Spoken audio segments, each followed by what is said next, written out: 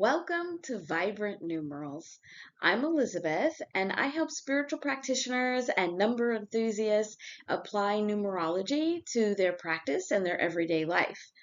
In this video, we're going to be reviewing a video that I originally recorded in February 2022 on the numerical vibration of 137.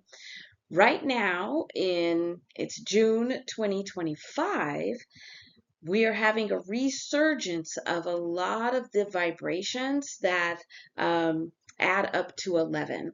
So there's a lot happening in this polarity dualistic space around 11 and taking 11 to 2. So I hope you enjoy this video. Please make sure you like, subscribe, and share. So we're looking at this numerical vibration of 137. And so 137 is starting with some type of action where we are taking action in this vibration of 7. But we have to remember that this 7 vibration is not just any action. It's action in flow. So it's action that is really in sync with the energy of where we're trying to go. It's not forced. We're not trying to force something to happen with the action, but we're taking the action that is really aligned with that energetic flow so that it can occur. So once we are able to get into this flow and take action in the flow, now we're able to enhance this growth of the 3. So we're taking action in flow, and now we're getting this growth that is occurring. And when that growth occurs, it opens up our world to a brand new beginning. So it's important to recognize here that action of 7 is very specific and as being action and flow. That is important here because by having action and flow, that means your growth is also in flow, which means that the new beginning that occurs is also in flow. So when you are in that energetic flow of where you are trying to go, now you can take action and flow. Now you can grow in flow, and now you can have the new beginning in flow. So this is like aligning our energetic vibrations to what it is that we want, and making sure that we're in flow for that. So once we are able to get these 3 individual vibrations to really move and work together, so the 1, the 3, and the 7, now we start seeing how 137 resonates as an 11 and then further resonates as a 2. So we need to think about how we are getting in this flow, making this action, taking this action to be able to grow to a new beginning, which then feels like an 11 at first and then moves into this vibration of 2. So interestingly, one of the phrases that resonates at this numerical vibration of 137 is death and rebirth. So when we're examining this numerical vibration of 137 as part of this pathway through 11, the goal of walking on this pathway through 11 is to recognize all these different 11s, all these different places where we're balancing in our life, and be able to bring those extremes together to create something new. So to go from an 11 to a 2.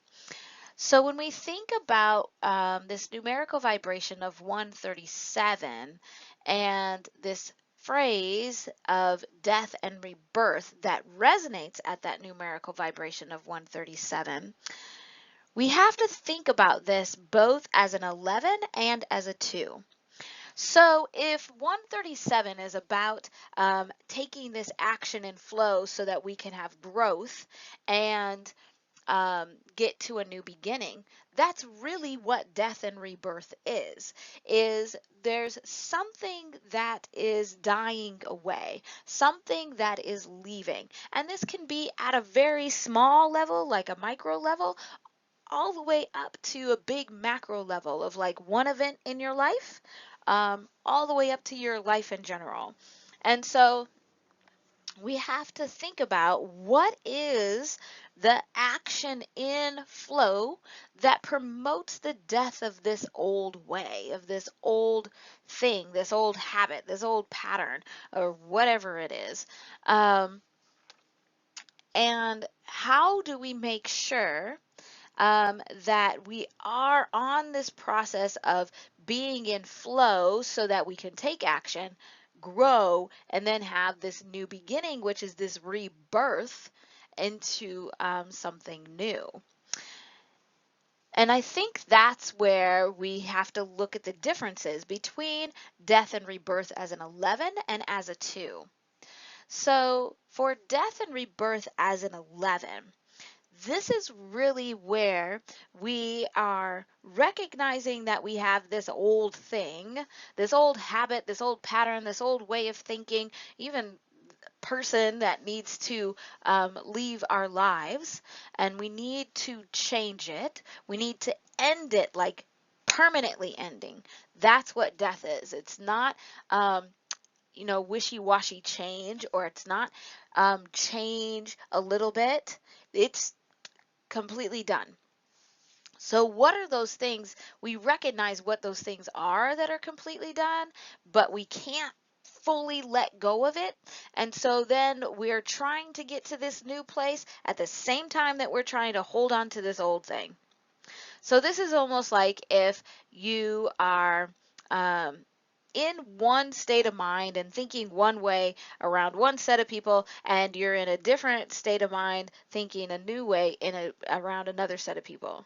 So this is like where you where we've heard this phrase of like be in the world but not of the world.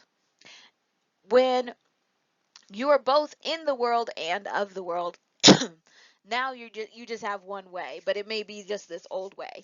But when you're flip-flopping between, when you are in the world, um, but also of the world, or not of the world, now you're flip-flopping between the two. So hopefully that makes sense. So here it's like you're flip-flopping between the old and the new. You're trying to balance the old and the new. Whereas if we look at death and rebirth as a 2, this is really when you allow whatever's old, whatever needs to be completely done, be done. And you are fully going into this rebirth, this new beginning in the flow. So balancing is very much an action that a lot of times is out of flow. Because if you think about it, if there's a river flowing, it can't be flowing and not flowing at the same time.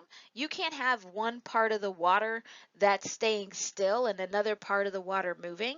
It all has to move. It all has to change.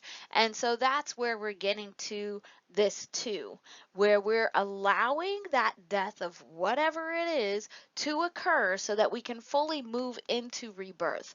And part of that also is understanding and recognizing um, the difference between the old and the new, because it could be very subtle. As we do more work on ourselves and do some additional healing, some of these differences become very different and hard to detect.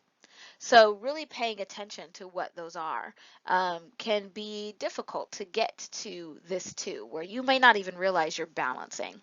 So a way that you could take action to move from this 11 to 2 is ask yourselves these questions. Are there any areas in your life where you want to end an old way, or you need to end an old way of doing things? Or this could be, separating yourself from people that have this old way of doing things. And also asking yourself, what would it look like to completely end? So that full death, that old way of doing things. What would that even look like? Because that's going to be able to start this process of figuring out where you're flowing to. So then you can take action in flow, you can grow in flow, and have this new beginning in flow. Hopefully that video was interesting and helpful for you to begin to see how to be able to apply and utilize some of these vibrations of 11 to 2. There'll be a lot more of these videos coming out and updated videos coming out. And related to more current events. So make sure to like, subscribe, and share, and hit the notification bell. Bye.